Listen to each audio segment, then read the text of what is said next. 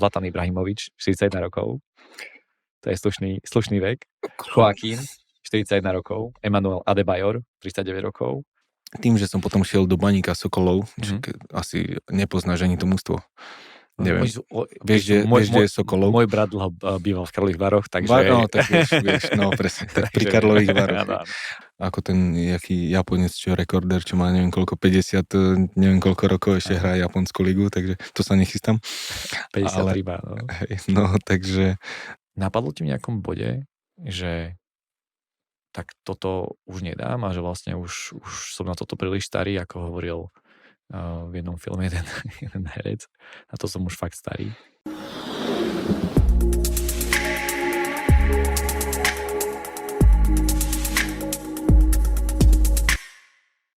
Ahoj, vítam ťa pri ďalšej časti podcastu Za hranou výkonu. Moje meno je Lukáš Tecák a som mentálny coach profesionálnych športovcov a tímov a zároveň som spoluzakladateľ spoločnosti Headformers a táto časť vznikla v rámci partnerskej spolupráce s Uniou futbalových profesionálov UFP a hosťom tejto epizódy je Maťo Dobrodka, ktorý je okrem iného, že aj skvelý futbalista ešte stále a drží sa, redaktorom v jednom športovom portáli, tak je aj členom dozornej rady Únie futbalových profesionálov. Martin, ahoj. Ahoj, no tak redaktorom máš to si trošku prehnal. Tak máš jeden článoček za týždeň. Ale máš tam už 80, máš tam 80, mi dáme vyskočilo, že už máš 80 za sebou vydaných, takže to je už slušné číslo. Tu vidíš, to som aj nevedel. No, preto už som ťa povýšil. Dobre, ďakujem. No a dnes sa budeme spolu rozprávať o tom, ako sa udržať v profesionálnom futbale ako hráč, čo najdlhšie, pretože ten priemerný vek ukončenia kariéry v mužskom futbale je približne 35 rokov, čo je taký nárast za posledné roky a v ženskom je to približne 30 rokov a tam sa to stále postupne viac a viac zvyšuje. No a za posledné obdobie oznámilo ukončenie kariéry niekoľko dobre známych futbalistov a futbalistiek. Začnem asi s takým najznámejším, Zlatan Ibrahimovič, 41 rokov. To je slušný vek. Joaquín, 41 rokov. Emmanuel Adebayor, 39 rokov. Zo ženského futbalu Ali Krieger. Tí, ktorí nesledujete ženský futbal, tak je to americká hráčka, ktorá získala niekoľko tituliek majsteriek sveta. A Izzy Christiansen, tá skončila teraz vo veku 31 rokov, tiež anglická hráčka, ktorá aj na tej klubovej, aj na tej medzinárodnej úrovni bola veľmi úspešná. No a tento rok oznámil Igor Žovčák, ktorého veľmi dobre poznáš, je tvoj kamarát. Tiež ukončenie kariéry v Michalovciach v 40 rokoch, čo je tiež úplne úctihodný vek. Tí, ktorí Igora nepoznáte, to je škoda. Je to hráč, ktorý získal na majstrovstvách Európy do 19 rokov, vlastne 3. miesto. A v 8. finále proti Brazílii, vtedy naša vlastne 20-ka, tiež spolu s Igorom Žovčákom, len tesne prehrala s Brazíliou 2-1 po predĺžení. A tam sme naozaj stiahli na obrovský úspech a my sme porazili tú Brazíliu. Krásne časy. A nezabúdajme na nášho jedného z asi najvýznamnejšieho hráča, Mareka Hamšíka, ktorý tiež oznámil teraz v 35 rokoch ukončenie kariéry. No a ty sám máš 38 rokov, takže zaradzujem ťa do tohto zoznamu. Tak ja nehrám až na taký ten top level, ako hrajú títo hráči, ktorých si spomínal, takže ja síce iba nejakú druhú ligu v Poľsku, takže, ale hej, no, ďakujem ti, že si ma tam zaradil. Tak iba dávam do úvozoviek, pretože tí z nás menej úspešní, ani tam sa nedostali. Takže 20 sezón v profesionálnom futbale, si bývalý kapitán Slovana Bratislava. Hrával si v Slavii Praha, v Baníku Ostrava a momentálne, už ako si povedal, pôsobíš v druhej najvyššej poľskej súťaži v týme Arka Gdyňa. Tak. A ako si mi prezradil, tak minimálne aspoň rok sa končiť nechystáš, keďže ešte máš stále platnú zmluvu. Tak, i keď nikdy nevieš. Nikdy nevieš, samozrejme, svet futbalu je niekedy ako voda, niečo príde, niečo odíde. Ale sám si dôkazom, že ten dôchodkový vek sa naozaj predĺžuje v tom futbale aj stále vyšší a vyšší. Áno, myslím si, že v minulosti to tak nebývalo. Ešte možno tí niektorí naši tréneri, ktorí sú teraz našimi trénerami, tak keď boli hráčmi, tak skončili možno tesne po 30-ke alebo možno nejakých 33, 35, to už bola nejaká výnimka, takže áno, predĺžuje sa to a A asi potom prejdeme ďalej možno, že prečo to tak je, či Môžeš už to mám že hneď takto rozbaliť? rozbal to, že ako sa ti podarilo držať takúto výkonnosť. Ty si povedal, že len v druhej lige a napriek tomu asi tá fyzická náročnosť stále tam je, nejaká technicko-taktická takisto. A druhá poľská liga nie je nejaká šoflikánska zase liga, to si poďme otvorene. Áno, tak tá úroveň je slušná. Takže tá úroveň je stále aj tá kvalita je na istej úrovni a aj máme náročné aj v neskôršom veku sa udržať práve aj v takýchto ligách. Častokrát sa hovorí o zraneniach a o fyzických parametroch, ktoré proste ten hráč musí spĺňať. A tie zranenia častokrát brzdia tú kariéru alebo zastavia ju úplne. A u teba to bolo teda ako sa dokázal udržať takto? No tak myslím si, že to najdôležitejšie, to najpodstatnejšie, čo by mal mať ten hráč, ale to nie len hráč, to asi každý pracovník v nejakej firme, že musí tú svoju prácu mať rád. Lebo keď ju nebude mať rád, tak asi rýchlo sa toho vzdá, prejde k niečomu inému, čo ho možno naplňa. Ale myslím si, že asi väčšina hráčov má rád futbal a miluje to. Takže ja nie som výnimkou. No a potom po druhé je dôležité to zdravie, ako si povedal. Tak vo futbale je bežné, že zranenia sú, je to úplne normálne. Ja som mal možno, že to šťastie, že nemal som až nejaké také vážne zranenia, ako niekto, keď si roztrhne krížny väz, pol roka, 9-10 mesiacov sa z toho dostáva, vráti sa na ihrisko, roztrhne si to znovu druhýkrát, lebo aj to som zažil. Takže to sú naozaj ťažké chvíle, vtedy aj rozumiem tým hráčom, že to možno nejak tak už zabalia a začnú sa zameriavať na niečo iné alebo hľadať si nejakú inú prácu.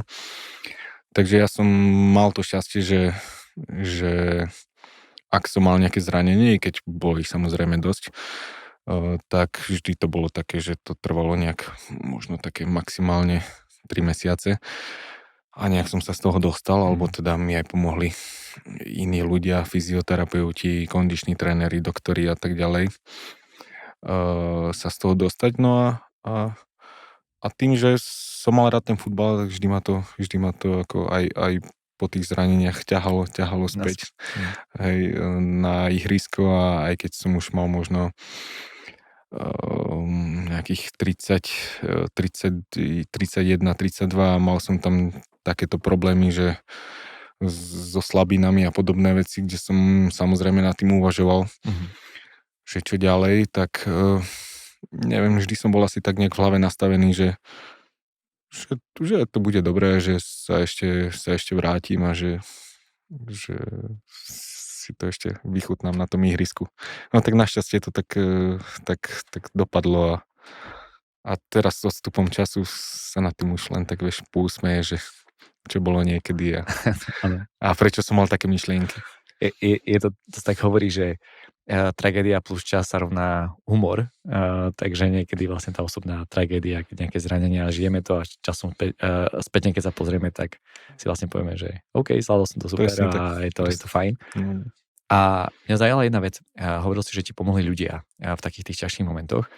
Mal si vyslovene, že šťastie na tých ľudí, ktorí ti pomohli sa stále vrátiť, alebo bolo to tak, že ty si vytvoril možno, že už nejakú tú sieť tých svojich, že máš vlastne ako obľúbeného fyzia, vedel si, že OK, zraním sa, idem za ním, viem, že mi pomôže na Slovensku, alebo ako to bolo?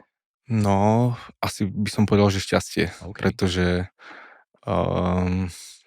práve takýto človek, ktorý je aj fyzioterapeutom, aj kondičným trénerom, tak je môj najlepší priateľ z detstva. Sme spolu vyrastali a Tomáš Sudor a dá sa povedať, že bývali sme vedľa seba a stále sme boli v kontakte, takže ja vždy, keď som mal nejaký problém takéhoto charakteru, tak on mi vedel vždy kvalifikovane poradiť a pomôcť a dopadlo to super. No. Takže šťastie na suseda, ale v zásade, že mal si takého jedného človeka, za ktorým si vedel, že môžeš kedykoľvek prísť, keď bude problém, ako keby. Áno. To je dosť dôležité. I keď v dnešnej dobe sa tak do popredia dostáva presne tá Mhm. psychologická, ako to nazvať? Mentálna. To je Mentálna, mentálna stránka. mentálna, presne tak, mentálna stránka. A napríklad aj v klube sme mali psychotrénera. Mentálneho trénera. Mentálne, Alebo môžeš potom psychologa. Kto vie neužij tu do hlavy tieto poľské názvy, vieš, keď už spomeniem to. A ako sa to povie po poľsky? Len tak zosadu. Už ani neviem. Poďme ďalej. No, my ho voláme psychotréner. Chápem. No. Takže v poslednej dobe sme začali s ním akože takto pracovať a mne sa to veľmi zapáčilo a myslím si, že keby som ho mal v tých časoch, keď som prechádzal možno nejakými týmito útrapami, alebo ako to nazvať, tak by to bolo ešte jednoduchšie. Ale konečný výsledok bol dobrý, takže je to OK. A ty ešte spomenul takú jednu, aj predtým, keď sme sa rozprávali pred rozhovorom samotným, ale aj teraz v rámci tej prvej otázky, že si tak pozitívne myslel, že to dobre dopadne. A že ty sa snažíš, aby sa pozrel na veci tak môže pozitívnejšie. Nie, že úplne slnečkársky, že jasné, že to bude dokonalé, ale že hľadať tie pozitívne stránky. Ako veľmi ti práve taký ten pozitívny mindset, to nastavenie mysle, práve pomohlo v tej kariére? Myslím si, že veľmi. Tak je dôležité rozlišiť takto, keď máš nejaké problémy a snažíš sa akože pozerať tak trošku do budúcna pozitívne, aby že všetko dobre dopadne a budeš pokračovať a podobne a potom tá druhá časť alebo druhá verzia toho je, že keď už hráš si v tom zápase a tá stránka myslieť pozitívne v zmysle výsledku, víťazstiev, neviem čoho, majstrov, získať majstra a podobné veci, takže to je dosť dôležité, lebo tá druhá časť asi nie je až taká dôležitá ako tá prvá. Tá prvá, dostať sa z tých zranení a podobne, to je také to najdôležitejšie. Jasné. Aby si sa vrátil na ihrisko, aby ti to robilo radosť. A keď už si potom na ihrisku, tak už či vyhráš, či prehráš, no tak samozrejme každý chce vyhrávať, ale nemôže každý, môže iba jeden. Mal si to vždy tak, že už len to, že idem na ten zápas, bolo pre teba keby to šťastie v odzovkách? Teraz posledné roky si to tak viac uvedomujem, že naozaj snažím si to tak, je to možno také klišé, že si to užiť, ale zamýšľam sa nad tým možno aj niekedy pred tým zápasom, keď vyjdem na ihrisko, tak som na peknom štadióne, je tam v Poľsku chodí dosť ľudí na futbal, tak si hovorím, že pekné, no tak si to snažím tak užiť si aj ten zápas, ale predtým keď som bol mladší, som si to tak neuvedomoval. A bolo to kvôli tomu, že si bol mladší, alebo skôr, že si bol, že si to bral ako samozrejmosť? No, asi som to bral ako samozrejmosť, ale tak možno tým, ako sa blíži ten koniec, tak si to začínam tak viac uvedomovať. A keď hovoríš o tom, že blíži sa koniec, to si tak definitívne. Tak hovorím to preto, lebo samozrejme nemôžem hrať ako ten jaký Japonec, čo rekorder, čo má neviem koľko, 50, neviem koľko rokov ešte hrá Japonskú ligu, takže to sa nechystám. 53 má, no. No, takže viem, že určite to príde a nezakrývam si oči pred tým. No. Ale je to tým pádom, že vlastne ako si uvedomuješ, čím viac sa blíži teda ten koniec kariéry, tým viac si uvedomuješ, že vlastne ako vzácne je vyjsť na to ihrisko. Presne tak. A hrať. Presne tak, lebo tak asi každý z tých hráčov zažil, keď je na tribúne, či už ako zranený, alebo nenominovaný hráč na ten zápas, alebo iba tak v pozícii diváka, keď sa ide pozrieť na ten zápas a vidí dobrý zápas na peknom štadióne s veľa ľuďmi a neviem, ako to majú iní. Ja som si vždy predstavoval, že aké to je ešte keď som nehral na tom ihrisku, že aké to je byť tam na tom ihrisku pred tými ľuďmi, hrať a neviem, niečo spravíš zle, zapískajú, niečo spravíš super, zatlieskajú ti, pozbudia. Takže viem, že keď skončím, tak sa vrátim na tú tribúnu. A tým, že mám futbal rád, tak budem chodiť na zápasy akéhokoľvek mužstva. A viem, že už sa na to ihrisko nevrátim, že už budem iba na tej tribúne. Tak preto, kým som na tom ihrisku, tak sa snažím si to ešte nejak tak užiť. No. To je veľmi, veľmi pozitívne, veľmi pekné. Ja sa tu usmievam. Tí, čo na ma nevidíte, tak ja som taký zaseknutý úsmev, lebo sa mi to strašne páči, čo práve povedal Paťo. Ja sa trošku vrátim v rámci toho rozhovoru k tomu, že si povedal, že tie zranenia. Gareth Southgate povedal, že vlastne ten život futbalistu sa točí okolo zmeny. Zmena spoluhráčov, zmena trénera, zmena aj potom zranení, že už nie som taký hráč, ako som bol. A ja k tomu rád aj pridávam ešte jednu vec, a to je zmena práve v tom veku. Vlastne sa musíme nejakým spôsobom aj my sa meníme po ľudskej stránke, fyzicky tá biomechanika funguje trošku ináč. Ale najskôr poviem na tie zranenia. Keď si mal tých 30-31 rokov a mal si to obnovené zranenie slabín, a vtedy viem, že Slovan s tebou rozviazal, alebo ste sa dohodli teda na ukončení tej zmluvy. A následne si mal také zvláštne obdobie, aspoň keď som si tak prechádzal, že každého pol roka si bol akoby v nejakom inom klube. Skôr to bol HMF Skalica a potom si išiel vlastne do Baníku Ostrova, z Baníku Ostrova do Baníka Sokolov. Nakoniec si zakotvil vlastne vo Vione, tam tiež si bol, myslím, že jednu sezónu? Pol sezóny. A potom si vlastne išiel do Poľska. V 30 rokoch vlastne takto putovať každého pol roka z mesta do mesta a nie z krajiny do krajiny. Napadlo ti v nejakom bode, že tak toto už nedám a že vlastne už som na toto príliš starý, ako hovoril v jednom filme jeden herec. Na to som už fakt starý. No, tak ako si povedal, no, bolo to také ťažšie obdobie, pretože presne skončil som v Slovane kvôli zraneniu a potom bol som pol roka niekde, znovu pol roka inde, znovu sa mi ozvalo to isté zranenie. Dával som sa z toho dokopy, potom dá sa povedať, že už ani tak skoro ani nikto ma nechcel, vieš, lebo už som mal nálepku, neviem, pomaly, že stále zranený alebo niečo podobné. Takže to bolo určite ťažké, ale no ja si myslím, že ja som bol tak stále nastavený, že nie, že to bude dobré a stále som asi tomu nejak veril, no a nebal som sa tým, že som potom šiel do Baníka Sokolov, asi nepoznáš ani to mužstvo. Neviem. Vieš, kde je Sokolov? Môj brat býval v Karlových Varoch, takže... No, tak vieš, no presne, tak pri Karlových Varoch. Ale tak keď niekomu na Slovensku asi povieme, že Sokolov, tak asi nikto nebude vedieť, že kde to je. No a potom dá sa povedať, že som sa objavil v Sokolove v západných Čechách, tam pri hranici s Nemeckom v 2. českej lige.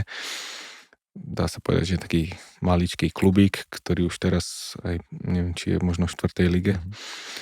A myslím si, že po tom všetkom, čo som predtým zažil, neviem, v Slovane, v Slávii a tak ďalej,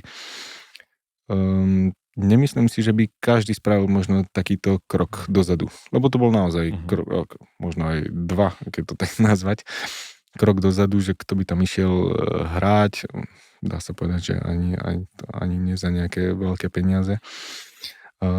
Takže ja som ho spravil, lebo som veril tomu, že to bude dobré. Mal rád futbal, chcel som ešte hrať, cítil som sa dobre, tak som ten krok spravil a s odstupom času to bol asi fakt najlepší krok, taký môj, lebo potom sa mi, tým, že som tam sa, dá sa povedať, že rozohral trošku, ozval sa mi tréner Jarabek z Moraviec, či nechcem ísť, šiel som do Moraviec, No a potom po roku v Moravciach prišla taká už oveľa lepšia ponuka z Poľska, no a už som v Poľsku pomaly 6. rok asi, takže z toho ťažkého obdobia som sa teda nejak dostal aj tým, že som, ako to povedať, no možno si nemyslel o sebe veľa, alebo ja neviem, že som bol ochotný aj spraviť taký krok, ktorý by možno niekto iný nespravil. No, ja som tam počul práve tú pokoru v tom celom, že urobiť to, že áno, som po zranení, viem, že potrebujem akoby 32 rokov môžeš zase niekomu niečo dokázať, čo mnohí by nespravili a urobím ten pokorný krok, že urobím to v tej druhej lige sa rozohrať. A do toho celého ešte počujem nám jednu vec, že ty si bol taký asi svoj najväčší fanúšik v tom období, že môže ti už nikto ma nechcel. Takže si ostal svojím najväčším fanúšikom, že ja to zvládnem.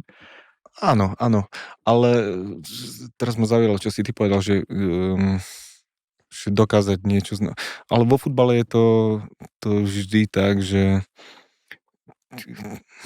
keď zmeníš klub, prídeš do nového klubu, tak vždy musíš dokazovať.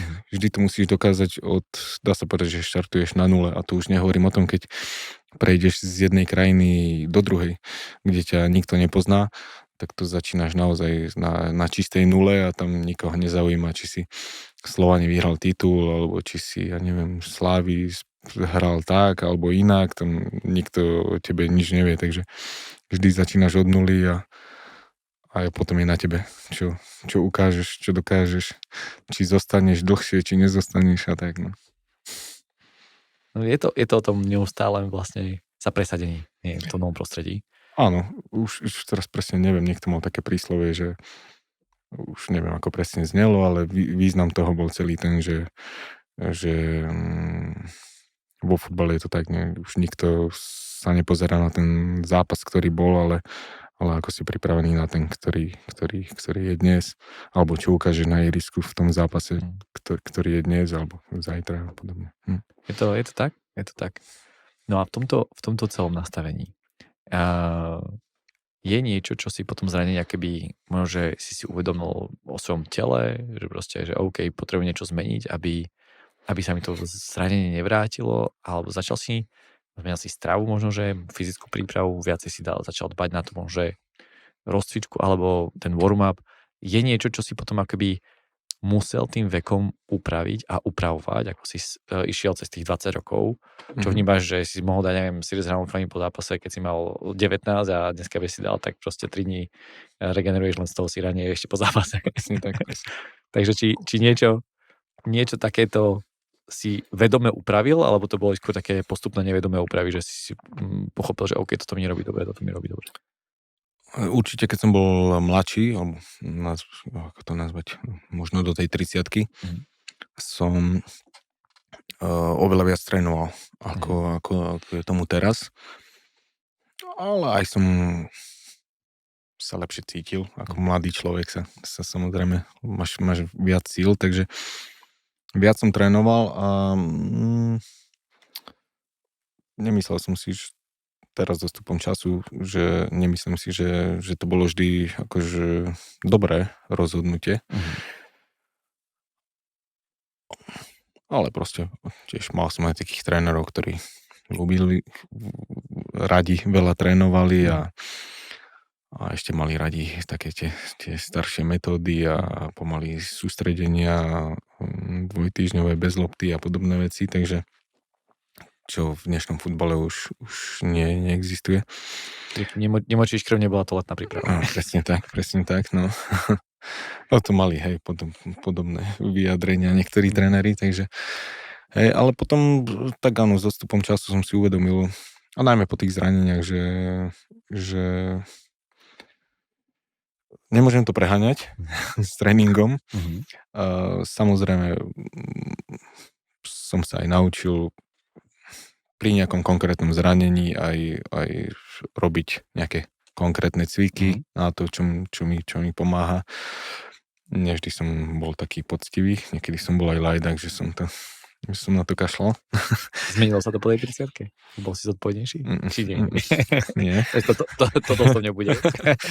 No, ale tak ja som mal aj výhodu v tom, že napríklad spomenul si stravu, že nikdy som nemal nejaký problém s nejakým priberaním, že by som, keď mám dovolenku alebo nejaké zranenie, že by som pribral niekoľko kíl, takže som skôr taký šlachovitý typ, takže s týmto problém nebol a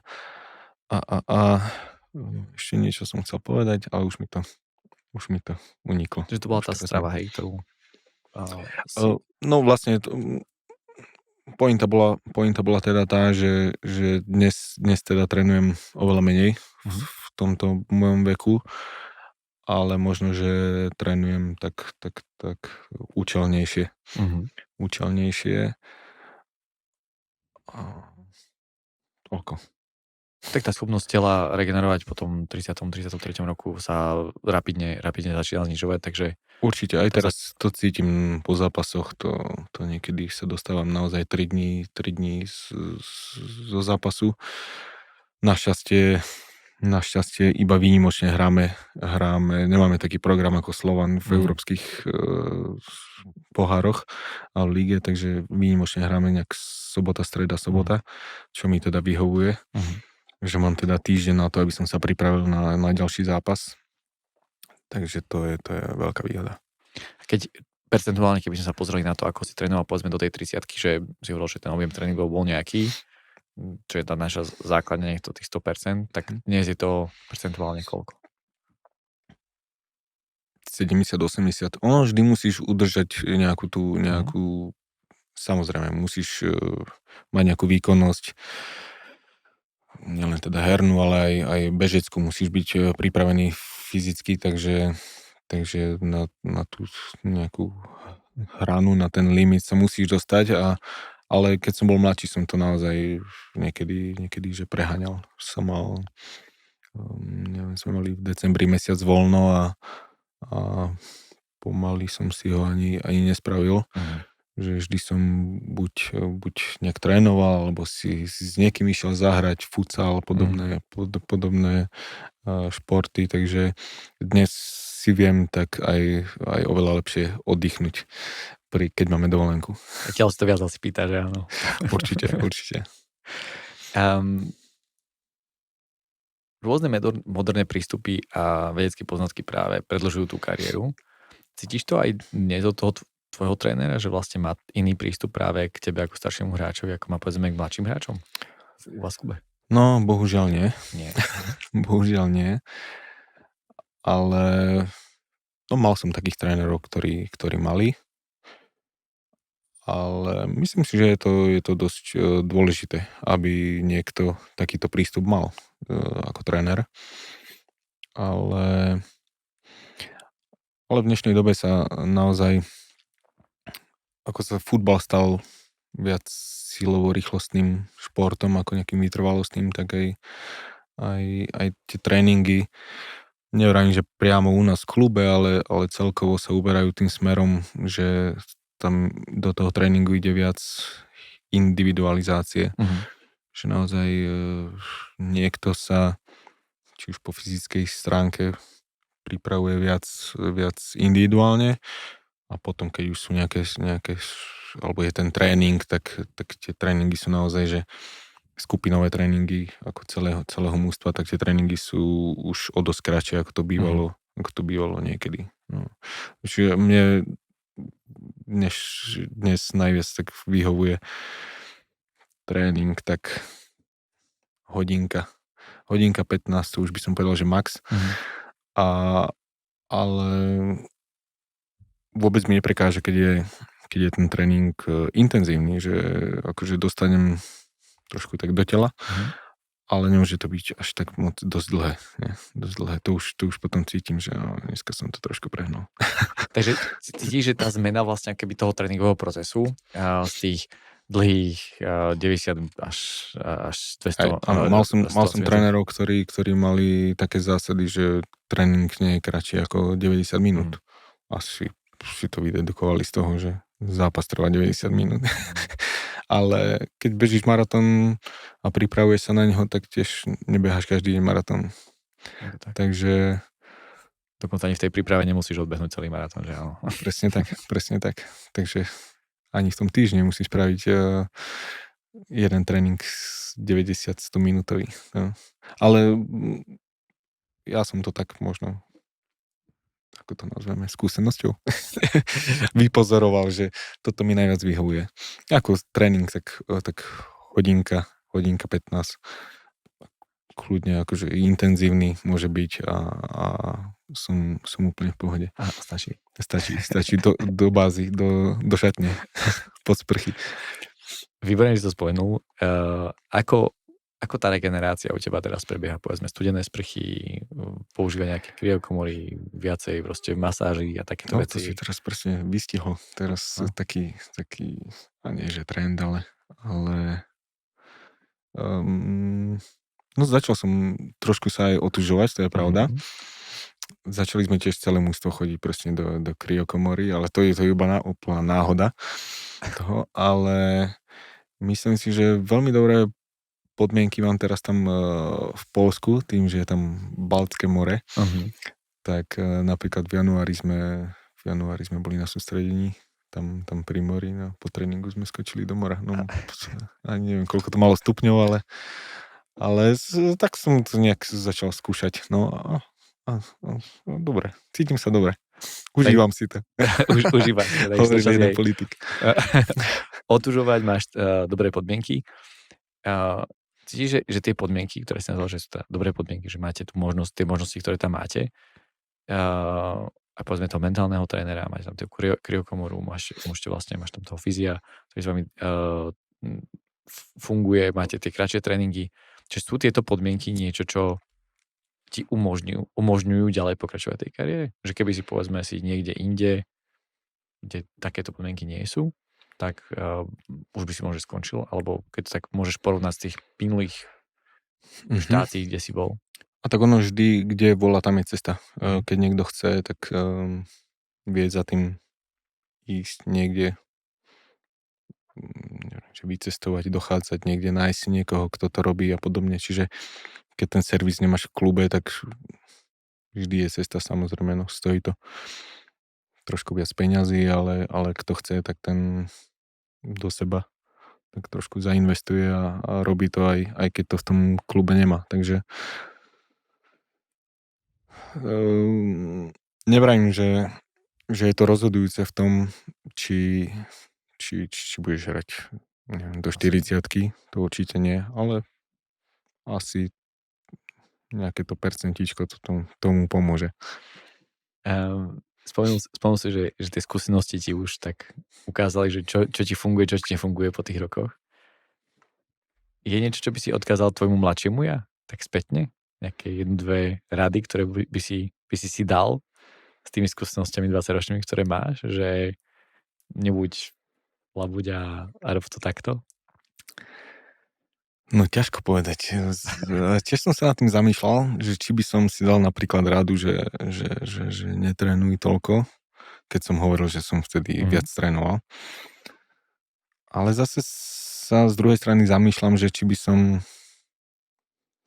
možno sa dostal na takú úroveň, tak nevrajím, že nejakú skvelú úroveň, ale aspoň na takú, na akej som bol možno v tých najlepších rokoch. Takže neviem, je to také hypotetické, ale možno by som predišiel tým zraneniam a takže asi tá rada by bola taká, no, že trošku niekto, teraz neviem, či jeden tréner nejaký, nie mne, ale nám povedal, že lepšie byť nedotrénovaný ako pretrénovaný. Takže možno, že asi by som to... Ono je veľmi ťažké prísť na tú hranicu, že kde už si za tou čiarou a kde sa jej dotýkaš. No. Preto sú niektorí tí dobrí tréneri, že to vedia.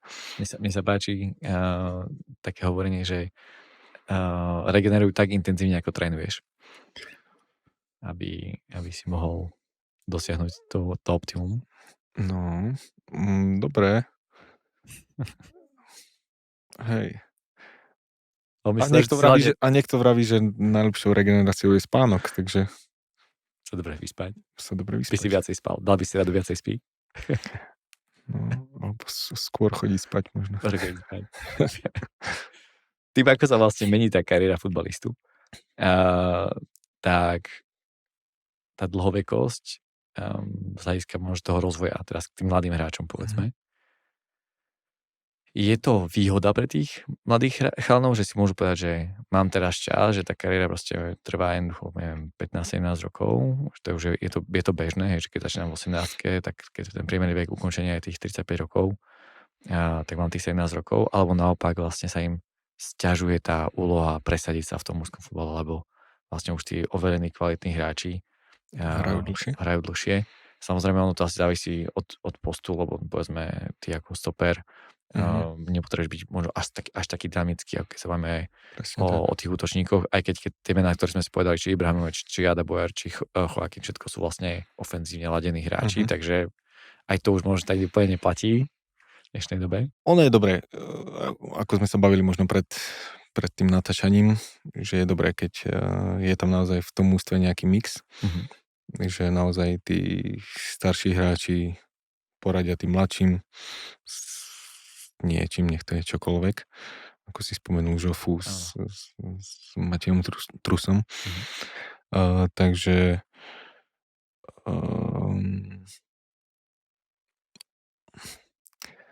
teraz Žilina je, mi dochádzajú do hlavy také myšlienky, že proste v Žiline to robia iným spôsobom, ako ja teraz čo rozprávam. A celkom im to ide. Celkom im to ide. Ale keď si to odmyslíme, tak myslím si, že je to dôležité. Samozrejme, no, tá konkurencia je tým pádom aj väčšia, že je naozaj viac hráčov na trhu. Ale tiež si myslím, ako si aj ty povedal, že keby som ja možno hral na nejakej inej pozícii, či už nejakého stredopoliara alebo podobné, možno útoč v ofenzívnej časti toho týmu, tak si nemyslím, že by som to až tak nejak potiahol, lebo už aj cítim tiež na sebe, že naozaj ani tá rýchlosť už nie je to, čo bývala. ale presne tým, že mám tiež v mústve okolo seba mladších hráčov, tak je tam taká tá kompenzácia. Oni mi niečom inom pomôžu, ja im pomôžem v niečom inom, takže myslím si, že je to dôležité, aby ten mix tam bol. Samozrejme, môžu byť starší hráči, môžu byť aj úplne ktorí vyšli z dorastu, mladí, 19-20 roční, ale tiež je dôležité, aby tam bola taká tá stredná generácia hráčov.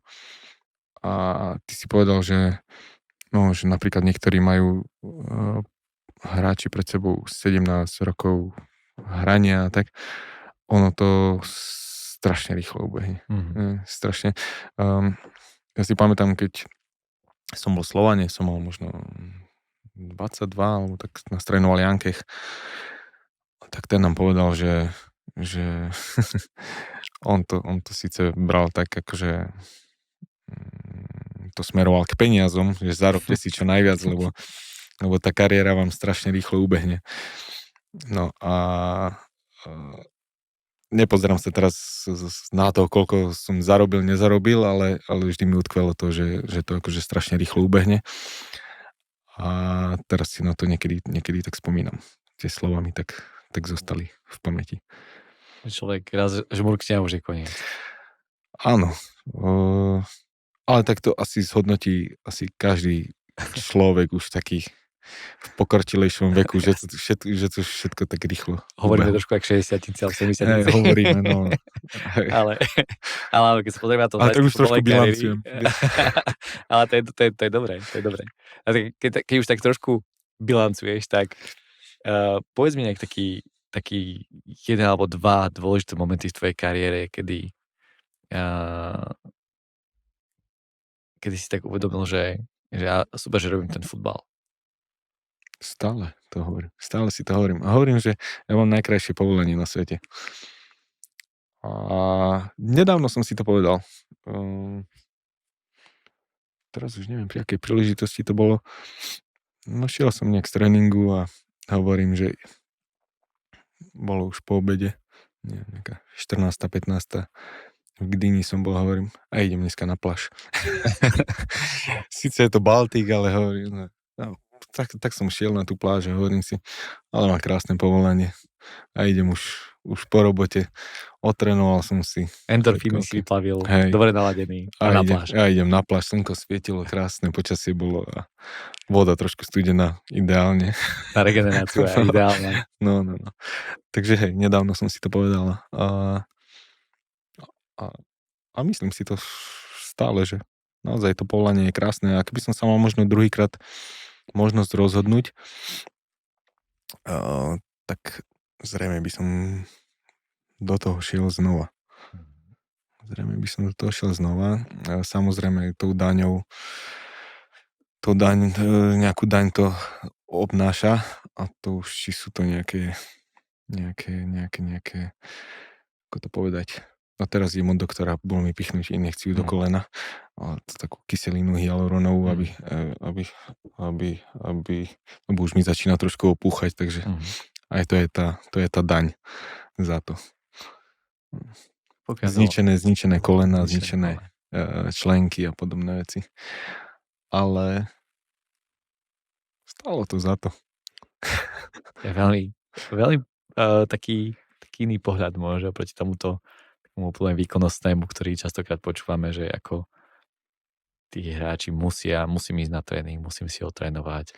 Ale u teba to znie, že ty idem a otrénujem si a som rád. Nie je to vždy tak. Sú samozrejme dní, keď sa zobudím a bolí ma celé telo a idem tak, že musím, no.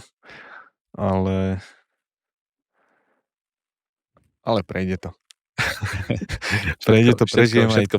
Prežijem aj ten tréning a potom po každom daždi ide slnko. Je tak, no. Keď sa nedarí, nevadí, prejde to. Keď sa darí, aj to prejde. A tak dokola. Jasné. Ináč jedna zaujímavá vec o tebe, a to je podľa mňa, neviem, či poslucháči vedia, ale ty máš takú rubriku Dobroty Martina Dobrotku na najčítanejšom slovenskom športovom portáli šport.sk. No ono to je v denníku Šport. V denníku Šport, neviem ako to tam je, že to preberá ten portál, alebo to už do toho nevidím, ale akože primárne to je pre denník Šport. A ako ti práve táto forma sebarealizácie pomohla v tvojej kariére, možno teraz? Tak som povedal, koľko? 4 roky to píšeš, 5? Ani neviem už. Ale ja si nemyslím, že by mi pomohla. Skôr vôbec nepomohla. Mne skôr práve, že tá kariéra pomohla k tomu, aby som mohol prispievať. Bo asi teda keby som nemal niečo za sebou, tak by ma nikto nepoznal a by to bolo možno také nejaké bezvýznamné, no nie bezvýznamné, ale tak možno by to niekoho neoslovilo, alebo neviem, ale opačne to nie je, že by mi to písanie pomohlo nejak v tej kariére, to si myslím, že to možno ako nejaký ventil alebo nejaká akože taká realizácia mimo toho futbalu, aký stále to je šport. No mentálna očista možno. No ja si mentálnu očistu predstavujem tak, že keď prídem zo štadióna domov, že sa nerozprávam o futbale. A takto sa musím rozprávať o futbale, lebo tam riešim teda futbalové témy, takže asi mentálna očista nie. Neviem, ale tak pozerám sa na tú situáciu, na to dianie vo futbale nejak. Možno to niekoho osloví, to čo tam, tie moje názory, ktoré prezentujem. Samozrejme niekto nesúhlasí, čo je normálne. Takže zatiaľ ma to tak celkom baví, no. Zatiaľ som s tým neskončil. A ako si povedal, že blíži sa ten koniec tej kariéry, máš nejaký plán, že čo kariéra po kariére? Zapíšeš? Prispievaš? Pravidelne? Áno, ale nemám plán. Nemám plán. Ja všeobecne až tak moc nerád plánujem. Lebo väčšinou vždy, keď som si niečo naplánoval, vždy to skončilo úplne inak.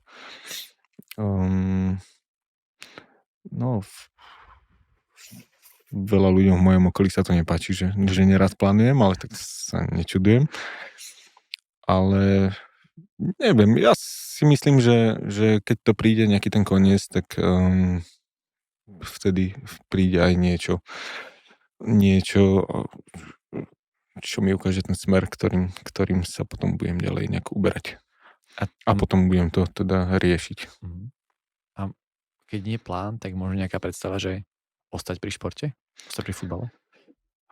Aj dneska alebo včera som sa na túto tému bavil. Dneska som sa na túto tému bavil. Rozmýšľal som nad tým, ale neviem, že zatiaľ mi vychádza viac proti ako pre.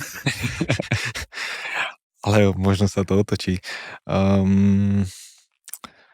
Je to jedna z možností, zostať pri futbale, ale nie som na ňu až tak naviazaný, že tak to musí byť. Keď to tak nebude, tak svet sa nezrúti. Ideme ďalej. Dobre. Maťo, ja mám takú poslednú otázku pre teba. Tí, čo počúvate pravidelne, tak viete už, aká tá otázka je. A to, že keby si mal možnosť dať na veľkoplošnú obrazovku vo finále majstrovstiev sveta vo futbale jeden odkaz, ktorý vidia miliardy ľudí. Čo by si tam dal? Aby si každý užil tú chvíľu, ktorá práve teraz nejak prebieha. Možno aj to ma tak možno vystihuje, že nepozerám ďaleko do budúcnosti a aj keď sme dnes hovorili dosť často o minulosti, tak tiež nie je dobre si ju až tak moc riešiť. Takže vždy je dobré tak nejak riešiť a zaoberať sa tým, čo je práve teraz. Takže aby každý bol tu a teraz ako to povedať?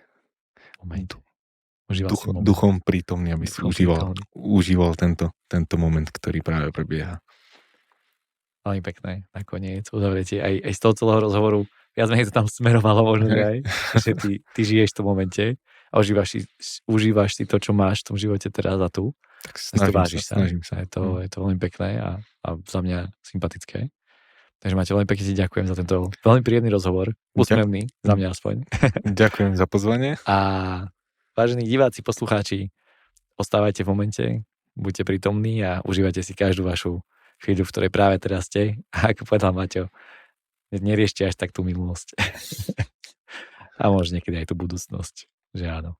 A veď ona sa postará o seba sama, tá budúcnosť. Aj ďakujem pekne a vidíme sa zase pri ďalšom dieli nášho podcastu Za hranou výkonu. Dovidenia. Majte sa, dovidenia.